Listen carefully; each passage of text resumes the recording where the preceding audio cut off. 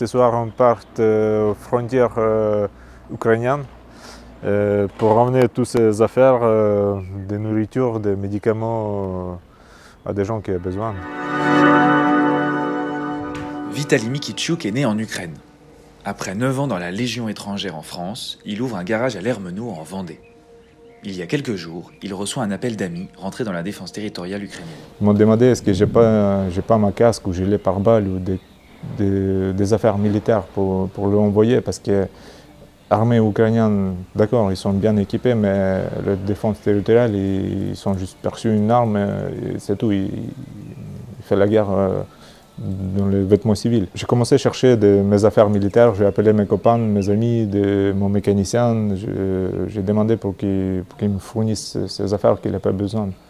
Et bouche à oreille, petit à petit, ça répartit un petit peu. Le maire de l'Hermenot qui sont approchés et on avait discuté avec lui, il m'a proposé qu'on fera ça peut-être un peu plus, on mettra un article dans le journal 3 jours en arrière.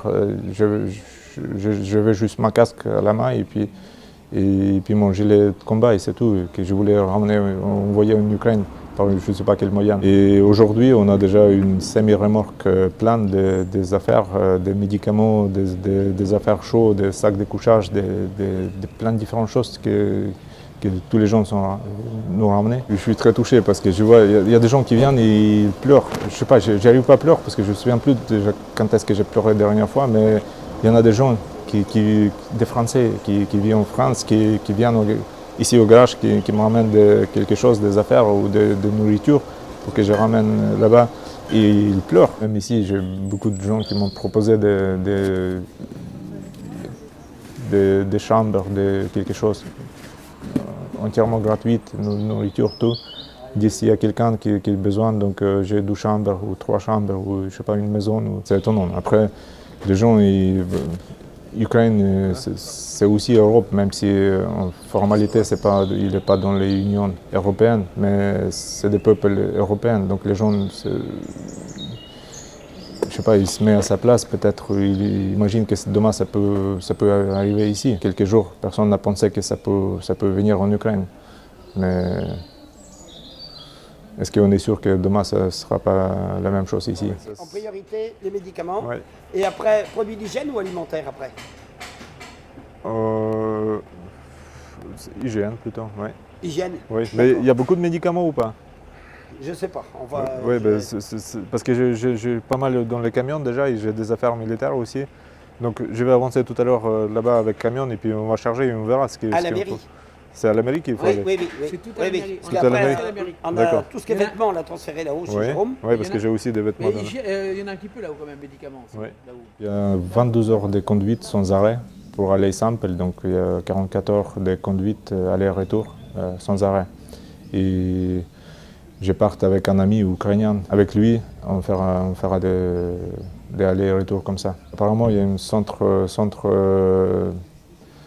centre là-bas qui prend tous les aides humanitaires et envoie après dans l'Ukraine. Si je ne me trompe pas, à Lviv, c'est une grande ville à l'ouest des pays.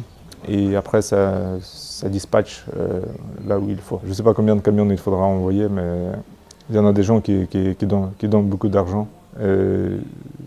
Grand merci pour ça va nous aider. Merci beaucoup. Pour tout le monde pour la route. Merci Madame Hardy, c'est gentil. Bon courage et puis tu reviens. Hein. Oui, bien sûr, merci. Bonne journée. Ça me touche profondément ce qui se passe en Ukraine. Jamais les considérer comme des ennemis. Et puis, oui, on a des familles en Russie. C'était des 2 peuples, frères et sœurs, on peut dire. C'était la même famille. À l'époque, évidemment, je pourrais partir en Ukraine et se battre aussi avec des soldats.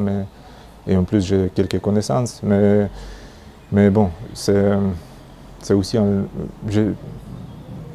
j'étais à la guerre, je sais qu'est-ce que c'est. C'est pas que j'ai pas envie de ressentir, mais je sais que c'est très dangereux. Et puis moi, ma famille est là. Et si je suis pas là, qu'est-ce qu'ils vont faire? Donc, si je suis en Ukraine, oui, j'aurais parti. Là, je suis à sa place et je pourrais faire beaucoup plus de choses, de bonnes choses d'ici, être plus efficace ici que là-bas.